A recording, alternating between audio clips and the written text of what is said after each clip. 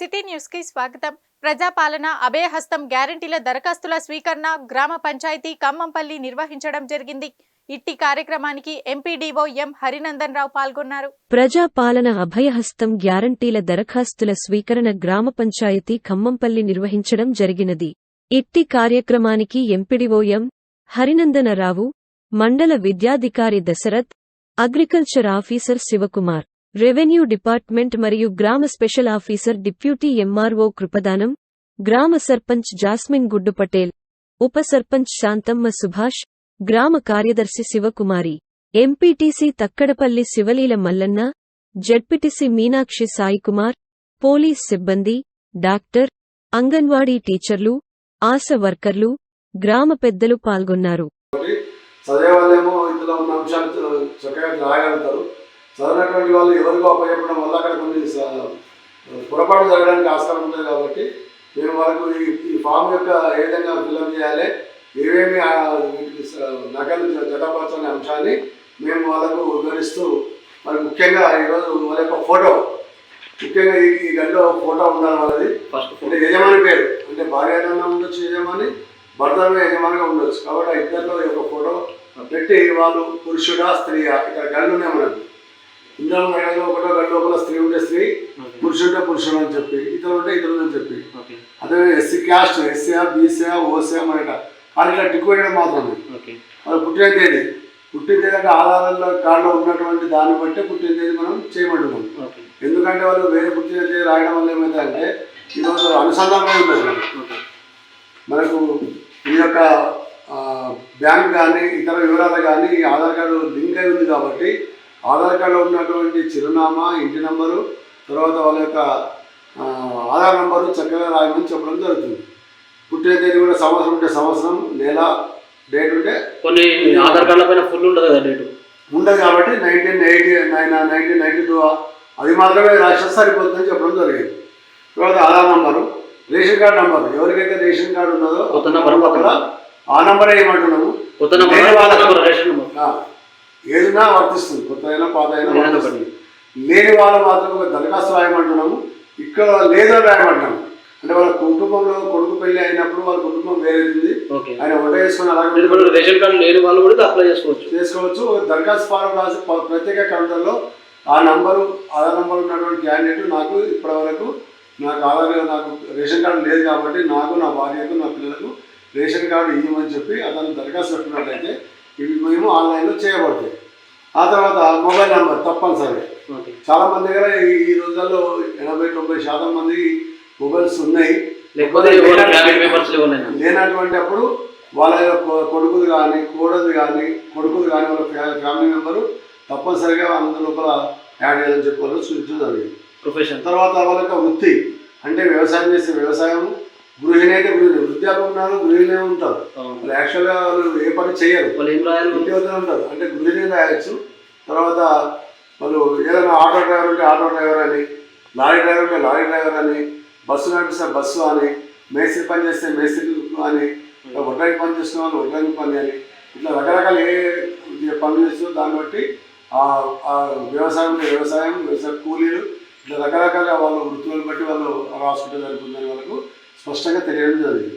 తర్వాత ఇక్కడ కుటుంబ వివరాలు, అంటే ఇప్పుడు అక్కడ యజమాని పేరు, మహిళ పేరు రాసినప్పుడు ఇక్కడ ఆయన పేరు సీరియల్ నెంబర్ 1, భర్త పేరు, భర్త రాస్తాము, పురుషులను రాస్తాము, ఆ తర్వాత ఆయన పుట్టిన తేదీ, ఆ తర్వాత ఆయన ఆధార్ నంబర్, తర్వాత మళ్ళీ మిగతా పిల్లలందరినీ కూడా ఇందులో రాయడం జరుగుతుంది. ఏమైనా కూడా రాయగలుగుతాం జరుగుతుంది ఈ కాలం లోపల. ఆ తర్వాత మళ్ళీ మనం ఇక్కడ ఏంటంటే వాళ్ళ యొక్క అడ్రస్, పూర్తి అడ్రస్ ఉంటుంది. అంటే వాళ్ళు ఇంటి నెంబర్, వాళ్ళ ఆధార్ కార్డులో ఉన్నటువంటి ఇంటి నెంబరు, తర్వాత వాళ్ళు ఏ వార్డులో వస్తారు, 1వ వార్డ 2వ వార్డ ఏ వార్డులో వస్తారు వార్డు నెంబర్ రాయమంటున్నాము. తర్వాత మండలం మునిపల్లి, జిల్లా సంగారెడ్డి అని చెప్పి ఈ విధంగా రాస్తూ ఇక్కడ వాళ్ళకు గవర్నమెంట్ ఏదైతే అభయాసనాలు ఇచ్చిందో 6 గ్యారంటీలు, మనకు మహాలక్ష్మి పథకం కింద వాళ్ళకి ఏం కావాలి, 2500 అర్హులు. కాబట్టి వాళ్ళకి ఏం కావాలి, గ్యాస్ ఉన్నదా లేదా, ఉంటే టిక్కు పెట్టమంటాం, లేకపోతే లేదంటాము.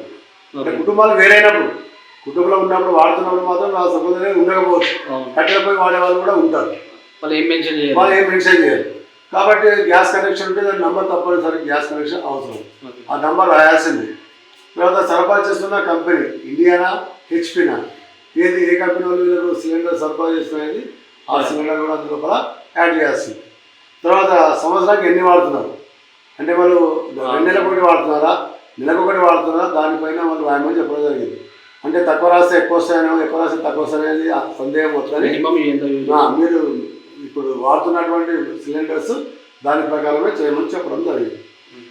ఇంకొక రైతు భరోసా పథకం రైతులకు ప్రతి ఏటా ఎకరానికి 15,000 గతంలో 10,000 పడుతున్నాయి. వాళ్ళకి రాయాల్సిన అవసరం లేదని చెప్పినాం. ఎవరైతే కొత్తగా పాస్బుక్ వచ్చినాయో వాళ్ళు మాత్రమే టిక్ పెట్టాలి. ఆయన పేరు మీద ఎంత భూమి ఉన్నది ఎంత విస్తీర్ణం చేస్తున్నాడు సాగు చేస్తున్నాడు అనే అంశాలు మాత్రం మనం ఇందులో పొందుపరచుకుని అంటున్నాం.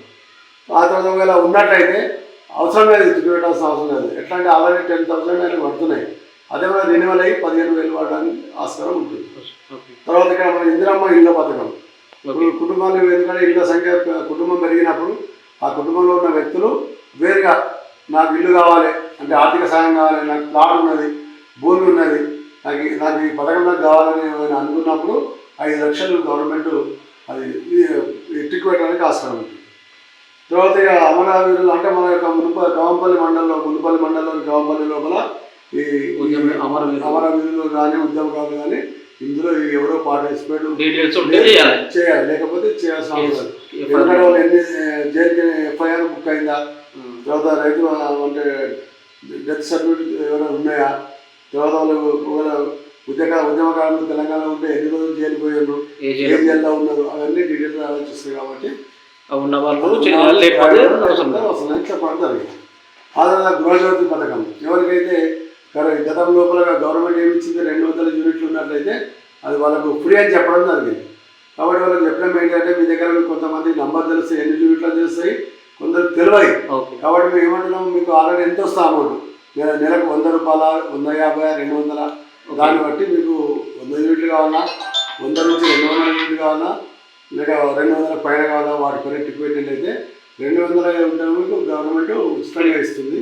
అంతకన్నా పైబడి మీరు కాల్చుకుంటే గవర్నమెంట్ ఆ యొక్క కరెంట్ బిల్లు వస్తుందని వాళ్ళకి తెలియజేయడం జరిగింది. తర్వాత అదేవిధంగా ఇలా మెన్షన్ చేయాలి నంబర్ ఉన్నవాళ్ళు లేనివాళ్ళు లేదని రాయాలి మీటర్ నంబర్.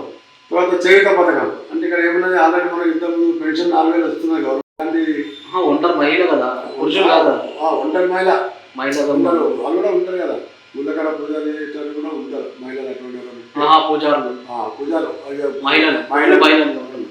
తర్వాత వితండు అంటే భర్త లేకుండా భర్త చనిపోతాడు తర్వాత భార్య ఏమైందంటే ఆమె అక్కడ తల్లి దగ్గర ఉంటుంది ఆమెకి ఎవరైనా ఒకరు 2 పిల్లలు ఉంటే పిల్లలు పట్టుకొని కూలి పని చేసుకొని జీవించినటువంటి వాళ్ళు ఉంటే వాళ్ళు కూడా టిక్ పెట్టుకోవచ్చు. చేత కార్మికులు మన దగ్గర లేరు ఎయిడ్స్ వ్యాధిగ్రస్తులు మన దగ్గర లేరు. తర్వాత పెరేరియా బాధలు ఏదైనా బోధకాలు ఉన్నటువంటి వాళ్ళు కూడా టిక్ పెట్టుకోవచ్చు. తర్వాత బీడీ కార్డు ఈ విధంగా చెప్పడం జరిగింది. తర్వాత ఆ విధంగా చెప్పినటువంటి అంశాలని మళ్ళీ ఏమంటామంటే బై మిస్టేక్లో ఇక్కడ వాళ్ళు ఏమన్నా బై మిస్టేక్లో నింపేటప్పుడు ఏమన్నా అయితే ఇక్కడ 2 జిరాక్స్ పెట్టమంటున్నాం.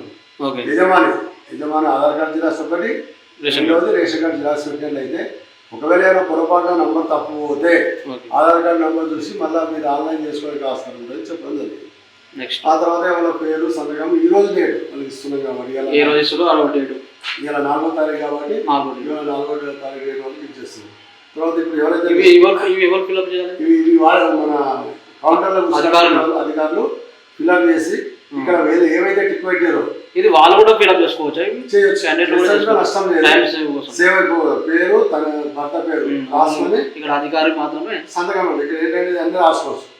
లేకపోతే అధికారులు రాస్తారు ఎక్కువ మటుకు రాయని పరిస్థితి రాసినట్లయితే కూడా మనకు టైం సేవ్ అవుతుంది. కాబట్టి ఏ పథకం ఇందులో రాసినటువంటిది వాళ్ళు ఆరు గ్యారెంటీ దాంట్లో ఏమైనా దాన్ని టిక్ పెట్టుకొని తర్వాత వార్డు నెంబరు ఉంటే లేకపోతే కూడా వాళ్ళకి కొంత బాగాలేని చెప్పడం జరిగింది. ఇక మండలం జిల్లా తేదీ ఇక్కడ కూడా తర్వాత ఇక్కడ చేస్తున్న అధికారి ఆయన రిసిప్ట్ ఇస్తున్నాడు ఏ కౌంటర్లో ఈ దరఖాస్తు ఇచ్చారు ఆ కౌంటర్లో ఉన్నటువంటి అధికారి సంతకం పెడతాడు. ఆ కౌంటర్లో ఉన్న నంబర్ వేసి అవి మనకు ఇవాళ మధ్యాహ్నం వరకు నడుస్తుంది. ఈ కార్యక్రమం నిరంతరం అంటే 6 తారీఖు వరకు నడుస్తుంది. ప్రతిరోజు ఇంకా ఆ తర్వాత గవర్నమెంట్ ఇంకా పొడిగించవచ్చు. మళ్ళీ 4 నెలలకు ఒకసారి మళ్ళీ యథావిధిగా మళ్ళీ ఇలాంటి ఇప్పుడు మళ్ళీ 6 తారీఖు తర్వాత మండల ఆఫీస్లో కూడా ఉంటుందా? ఇవన్నీ ఆన్లైన్ చేస్తాం. ఇప్పుడు ఇచ్చినటువంటి ఇచ్చుడు కూడా ఫిజికల్గా మళ్ళీ ఫిజికల్ మళ్ళీ ప్రజాపాలన పంచాయతీ సెక్రటరీ ఇస్తాడు. ప్రజాపాలన కార్యక్రమం నడుస్తుంటుంది 6 తారీఖు ప్రజాపాలన అయిపోయింది సార్. మళ్ళీ నెక్స్ట్ రేపు ఇవ్వాలనుకుంటున్నాను నేను.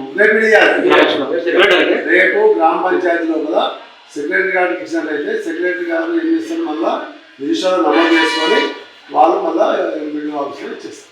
ఇవన్నీ కూడా ప్రాసెస్ ఆన్లైన్లో జరుగుతాయి. ఇందులో ఎవరు నేను తీసుకోమనే కాదు, అన్ని వర్గాల వారికి, అంటే ఎవరు నేను ఈ వర్గం ఆ వర్గం కాకుండా గ్రామంలో ఉన్న ప్రతి ఒక్కరి కూడా గవర్నమెంట్ ఏదైతే సంక్షేమ ఫలాలు కోరుకుంటుందో అవన్నీ అనుగుణమైన వారికి ఇవ్వడం జరుగుతుంది.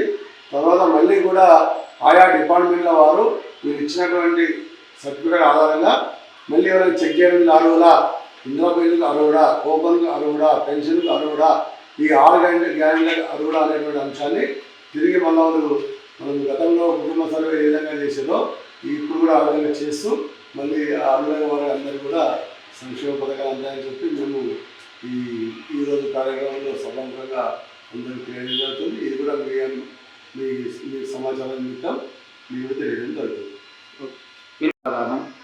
దిక్కేమాలో ఉంటాలి.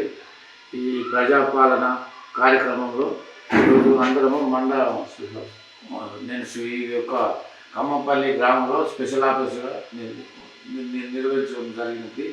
కనుక ఇక్కడ వచ్చిన ఈ యొక్క కార్యక్రమంకు వచ్చిన ఈ యొక్క మండలాధికారులు మరియు ప్రజాప్రతినిధులు గ్రామ ప్రజలు వచ్చి ఆ యొక్క కార్యక్రమంకు జయప్రదం చేయడం జరిగింది. కనుక ఇక్కడ ప్రతి ఒక్కరికి ఫామ్స్ ఇవ్వడం జరిగింది. మరియు ఇక్కడ ఈ యొక్క కార్యక్రమంలో 8 టేబుల్ చేయడం జరిగింది. ఒక్కొక్క 8 కౌంటర్లు చేయడం జరిగింది. అక్కడ సహాయ కేంద్రం కూడా నిర్వహించడమైనది. కనుక ఇంకా మెడికల్ కేంద్రం కూడా నిర్వహించడమైనది. ఇక్కడ ఎవరు తప్పులు సరిచేసి చేసుకోవాలని కోరమైనది.